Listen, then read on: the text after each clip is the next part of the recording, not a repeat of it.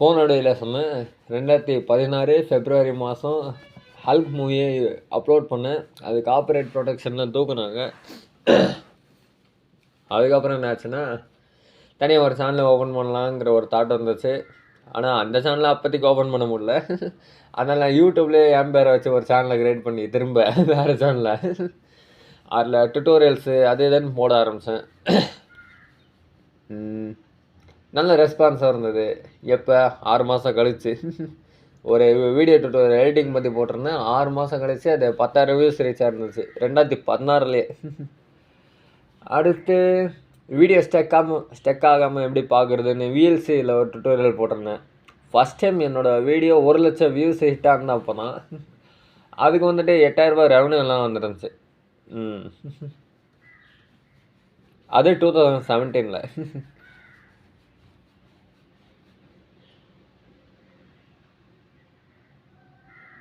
அப்போ YouTube policy வித்தியாசமாக இருந்துச்சு. அப்போ என்கிட்ட 4,000 வாட்ச் ஹவர்ஸ்லாம் கிடையவே கிடையாது. எப்படி ஆட் அக்செப்ட் ஆச்சு, எப்படி ரெவன்யூ வந்துச்சு ஒன்றுமே தெரில. இப்போ பார்த்தா 4,000 வாட்ச் ஹவர்ஸ்ன்றானுங்க, 1,000 சப்ஸ்கிரைபர்ஸ்ன்றானுங்க.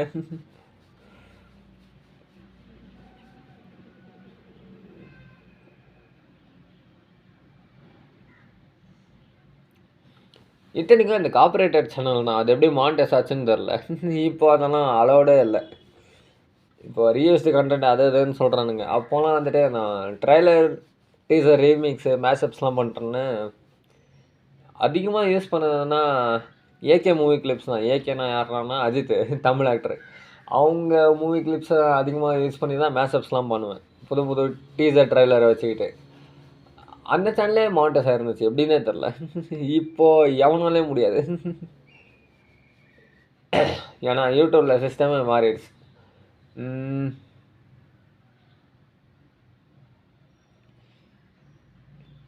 ஏதோ ஒரு 2 மினிட்ஸ் பேசுகிறேங்க. இன்னும் 2 மினிட்ஸ் இருக்குது. என் டார்கெட் என்னென்னா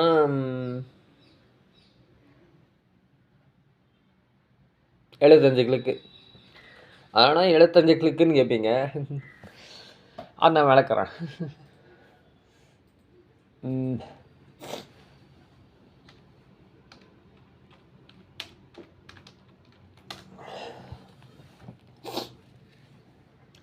ஒரு கிளிக்கு வந்து 366 ரூபாய்க்கு வருது.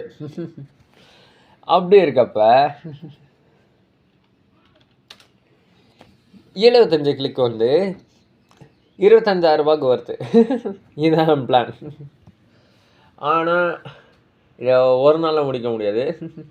1 ஹவருக்கு நீங்கள் 3 செஞ்சால் கூட 10 ஹவருக்கு 30 தான் வரும்.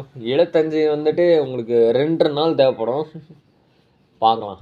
2 நாள் வந்துட்டு சக்ஸஸ்ஃபுல்லாக எல்லாம் ஒழுங்காக ஓடினா தான். விளம்பரம்னு சொல்கிறாங்க இல்லையா, அது ஒழுங்காக ஓடினா தான் ஒர்க் அவுட் ஆகும். இல்லைன்னா ஓடும்னு நம்புகிறேன். ஏன்னா அது மாத கடைசியில் ரெவன்யூ வந்துட்டு அவங்க கணக்கு போடுவாங்கல்ல, கேல்குலேட் பண்ணுவாங்கல்ல, அப்போ தான் அது வந்துட்டு அது இதாகும். என்ன ஆகும், விளம்பரம் ஸ்டாப் ஆகிறதா இல்லை ஸ்டார்ட் ஆகிறதா இல்லை அப்படியே கொஞ்ச நாளைக்கு பாஸ் பண்ணுறதாங்கிறதெல்லாம் அப்போ தான் முடிவு பண்ணுவாங்க.